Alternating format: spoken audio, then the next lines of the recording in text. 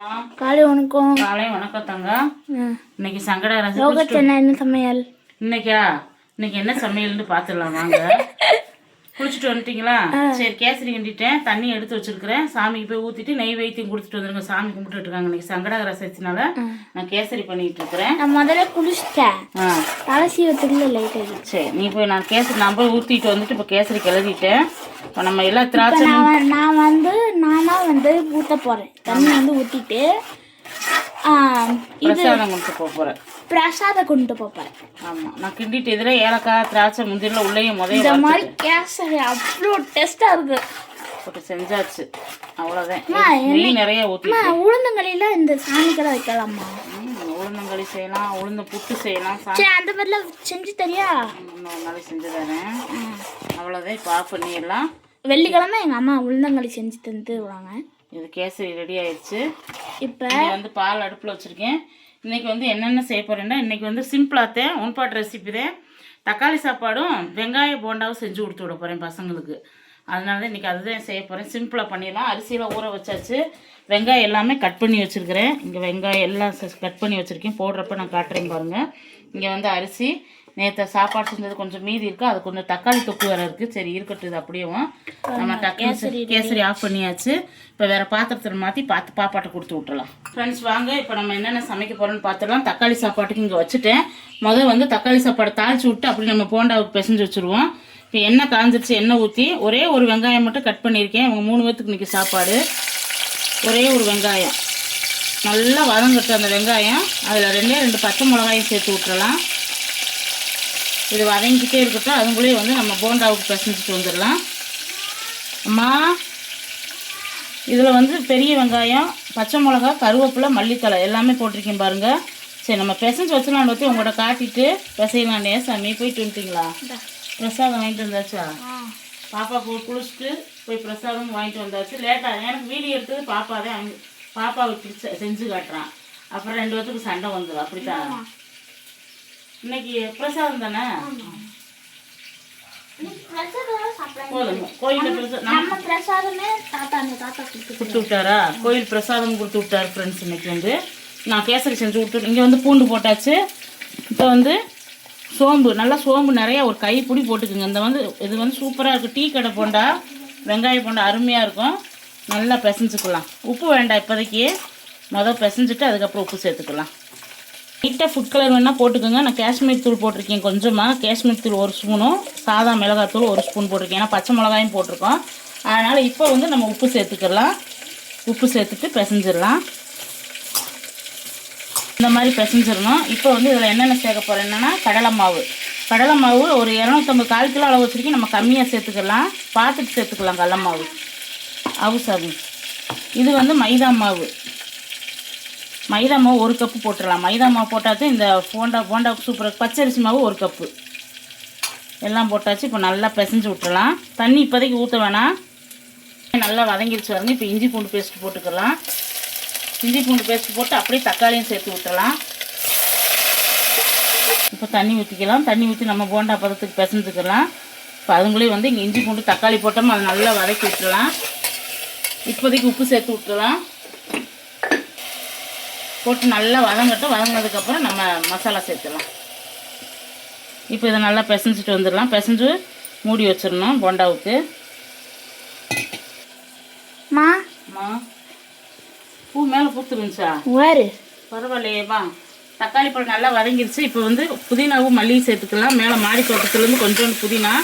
பாப்பா கொஞ்சம் மட்டும் இருந்துச்சுன்னு பிடிங்கிட்டு வந்துச்சு. நான் போனேன்னா நிறையா பிடிங்கிருப்பேன். தம்பிக்கு டைம் ஆயிடுச்சா, அதனால் நம்ம டக்குன்னு செய்யணும். நான் கேசரிகின்ற சாமி கோயிலுக்கு போகிறதே லேட்டாக போச்சு.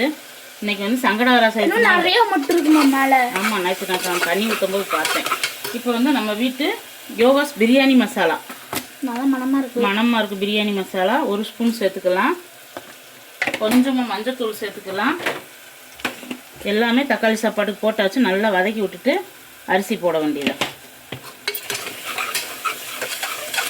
இப்போ தக்காளி நல்லா வதங்கிருச்சு பாருங்க. இப்போ அரிசி சேர்த்துக்கலாம். அரிசி சேர்த்தாச்சு. இப்போ தண்ணி சேர்த்துக்கலாம். தேவையான அளவு தண்ணி சேர்த்து விட்டுறலாம். ஏன்னா நம்ம அரிசிலையும் கொஞ்சம் தண்ணி இருக்குது. அதனால் 2 செம்பு வச்சுருக்கிறேன். 2 டம்ளர் அரிசிக்கு போதும். தண்ணி கரெக்டாக இருக்கும். இப்போ அப்படி குக்கரை மூடி அந்த பக்கம் நம்ம மாற்றிட்டு இந்த பக்கம் நம்ம போண்டா சுட ஆரம்பிச்சிடலாம். இப்போ இந்த பக்கம் சாப்பாடு வச்சாச்சு ஃப்ரெண்ட்ஸ். இந்த பக்கம் வந்து பாருங்கள் நம்ம போண்டாவுக்கு வந்து எப்படி பிசைஞ்சாச்சுட்டு இந்த மாதிரி இருக்கணும் பிசைஞ்சு. அப்படியே அந்த எண்ணெய் நேற்று வந்து இவங்களுக்கு உருளைக்கிழங்கு சில்லி பொரிச்சு கொடுத்தேன். சாயந்தரமாக உருளைக்கிழங்கு செம்மையாக இருந்துச்சு, நல்லா இருந்துச்சு. நேற்று சாயங்காலம் ஸ்நாக்ஸ் வந்து உருளைக்கிழங்கு பொரிச்சு கொடுத்தேன்னா அந்த எண்ணெய் மீதி இருக்குது. அதுலேயும் இப்போ போண்டா சுட்டு எடுத்துடலாம். இந்த போண்டா வந்து இப்பயும் போட்டு கொடுத்துட்டு சாயந்தரம் ஸ்நாக்ஸ்க்கு இருக்குது அவங்களுக்கு தான்.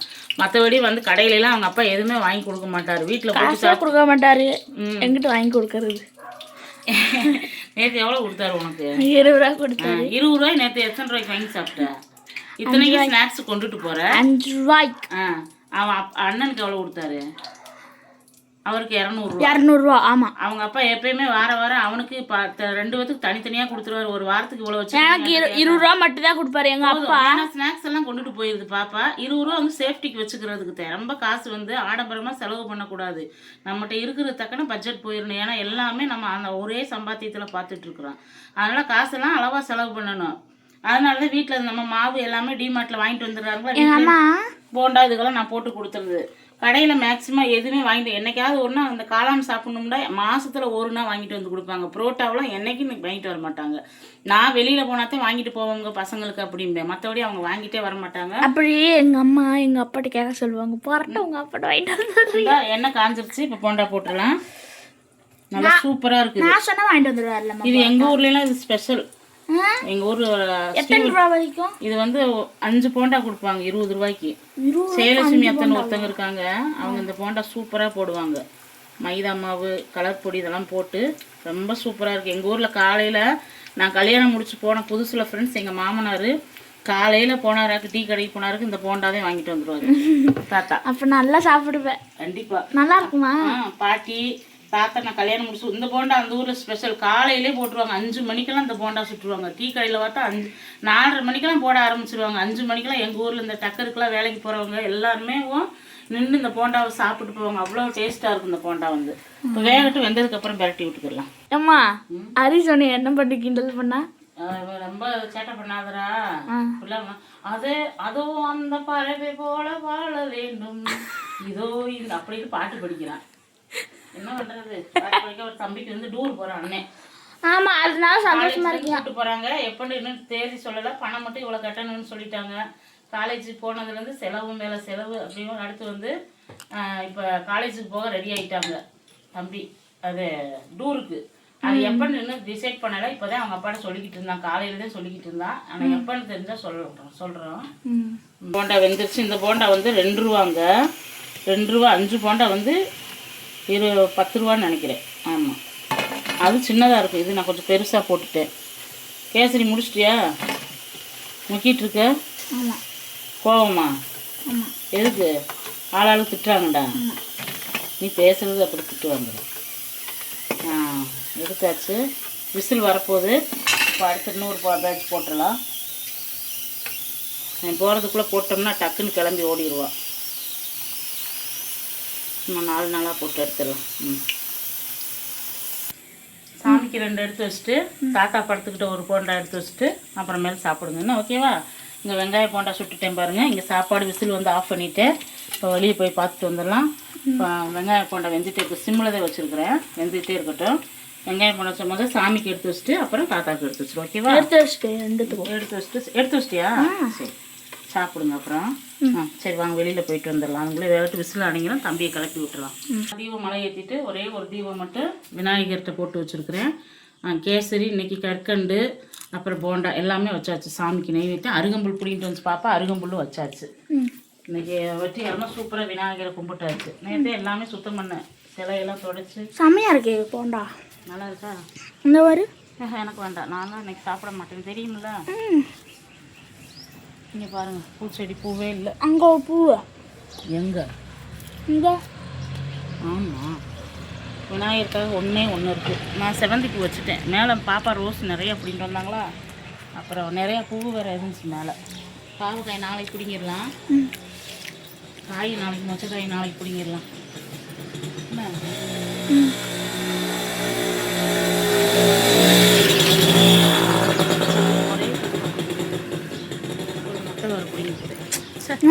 ஒரு மொட்டு வேறு பிடிக்கும். ஆமாம், இந்த ஒரு பூ இந்த அங்கே ஒரு பூ கொடுங்க. ம் பொரிச்சிரு. பொரி எங்க இங்கே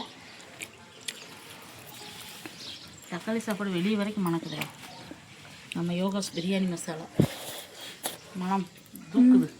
இந்தா ஒன்று இருக்கு வரும் பச்சைக்காய் வாரு பாப்பா, பூரா முத்திருச்சு பாப்பா. நாளைக்கு நாளை கழிச்சு பிடிங்கிடலாமா? கொஞ்சம் ஒன்றும் பருக்கட்டும். பா சரி வாங்க ஃப்ரெண்ட்ஸ், ஃபுல்லாக போய் சாப்பாடை பார்ப்போம். தம்பி கலக்கி விடலாம். இன்னைக்கு ஒரு 4 பூ 5 பூ, இதில் 4 இதில் 1. சாமிக்கு சூப்பராக பூ வச்சுட்டு அப்படியே போண்டாவை எடுத்துட்டு அண்ணனுக்கு இன்னைக்கு கலர் பொடியெல்லாம் வாங்கிட்டு வந்துட்டேன்க்கா. 100 ரூபாய்க்கு வாங்கிட்டு வந்துட்டேன்.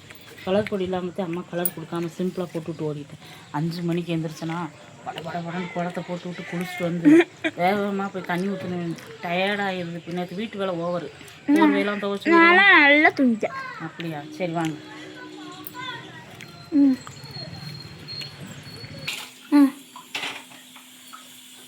அண்ணன் டைம் ஆயிடுச்சு. வந்துட்டானா? ம் அவ்வளோதான் ஃப்ரெண்ட்ஸ். போண்டாவெலாம் சுட்டு எடுத்தாச்சு, சாமிக்கு வச்சாச்சு. இப்போ ஆளுக்கு 2 போண்டா சாப்பிட்டு சாப்பாட்டோடு சாப்பிட்டு சாப்பாடும் கொண்டு போயிடுவாங்க. இந்த மாவு கொஞ்சம் மீதி இருக்குது. சாயந்தரமாக வந்து அவங்களுக்கு சுட்டு கொடுத்துருவேன் நான். சாயந்தரம் இவ்வளோ மாவு இருக்குது. இன்னும் வேறு பாத்திரத்தில் மாற்றி ஃப்ரிட்ஜில் வச்சுருவேன். சாயந்தரமாக சுட்டு கொடுத்துருவேன். வாங்க இன்றைக்கி நம்ம என்னென்ன செஞ்சுருக்குன்னு பார்த்துடலாம். ஓகே.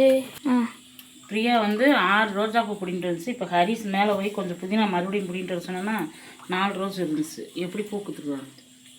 சாமி படத்துக்கு இன்றைக்கி நல்லா பூ வச்சாச்சு. செம்பருத்தி, ரோஜா பூ, ஆனால் வெள்ளை ரோசா அப்படியே சூப்பராக மொட்டாக இருக்குது. வெள்ளை ரோசா இது வந்து ரொம்ப மொட்டாக. இது நிறைய நான் ஒடிச்சு விட்டேன் ஃப்ரெண்ட்ஸ். ஒடிச்சு விட்டதுக்கப்புறம் நல்லா தழுத்து நிறைய பூ பூக்க ஆரம்பிச்சிச்சு. அதுக்கு நான் என்ன ஊற்றுவேன்னா பழைய மாவு, புளிச்ச மாவு மட்டும் ஊற்றுவேன். வேறு எதுவும் ஊற்ற மாட்டேன் ரோஜா பூ செடிக்கு. ஆமாம். ரெடி ஆயிடுச்சு. நம்ம சாப்பாடு எல்லாமே ரெடி பண்ணியாச்சு. வாங்க என்னென்ன செஞ்சுருக்குன்னு பார்த்துலாம். இந்த சுட சாப்பாடு, தக்காளி சாப்பாடு வச்சுட்டேன் இன்றைக்கி. ஏன்னா தம்பி வந்து 1 பாட் ரைஸ் போய் கேட்டால் அது மாதிரி இன்றைக்கி விரதம் இருக்கிறதுனால அவங்களுக்கு மட்டும் தக்காளி சாப்பாடு. ஸோ 3 பேர்த்துக்கு டிஃபனுக்கு போட்டு சாப்பாடு போட்டு கொடுத்துடலாம். இப்போ சாப்பிட்றதுக்கு இங்கே வந்து கேசரி பண்ணியிருக்கிறேன். கோயிலுக்கு கொடுத்து விட்டு வீட்டுக்கு எடுத்து வச்சுட்டு காலேஜுக்கு கொடுத்து விட்டு பாப்பாவுக்கும் கொடுத்து விட்டுருவேன். இங்கே போண்டா, இங்கே தண்ணி சாப்பாடு இருக்குது. இங்கே வந்து நைட்டு வச்ச தக்காளி தொக்கு. அதனால சரி அதை வச்சு மேட்ச் பண்ணி சாப்பிட்டுக்குருவாங்க. அவ்வளோதான் ஃப்ரெண்ட்ஸ். இன்றைக்கி காலையிலேருந்து நம்ம வீடியோ எல்லாமே பார்த்துருப்பீங்க. தொடர்ந்து அக்கா வீடியோ போட்டுகிட்டே இருக்கேன். ஒரு சப்ஸ்கிரைபர் கேட்குறீங்க. டெய்லி வீடியோ வரும் பாருங்கள் ஃப்ரெண்ட்ஸ். அது மாதிரி மசாலா காம்போ ஏக்கா இன்னும் கொடுக்காம கண்டிப்பாக கொடுத்துருவோம் ஃப்ரெண்ட்ஸ். ஏன்னா நம்ம அரேஞ்ச்மெண்ட் பண்ணிக்கிட்டு இருக்கிறோம். அதனால் சரி நாளைக்கு வீடியோ நாளைக்கு பார்க்குறாங்களா? தொடர்ந்து ஆதரவு கொடுங்க, சப்போர்ட் பண்ணுங்கள், லைக் பண்ணுங்கள். Bye friends, thank you. விநாயகர் கோயிலுக்கு எல்லாம் போங்க, அருகம்புல் மாலை சாத்துங்க. அரச மர இலையில் வந்து தீபம் வைங்க. ரொம்ப விசேஷமாக இருக்கும். செம்பருத்தி இலை இந்த மாதிரி இலை பிடிங்கி தீபம் வைங்க. கஷ்டங்கள் சங்கடங்கள் எல்லாமே தீர்ந்துடும். ஓம் கம் கணபதியே என்று போற்றி சொல்லி நீங்கள் நல்லபடியாக விநாயகர் அருள் கொடுப்பாரு. சங்கட ரசத்துக்கு மெயினாக விரதம் இருங்க. நாளைக்கு வீடியோவில் பார்க்கலாம். Bye friends, thank you.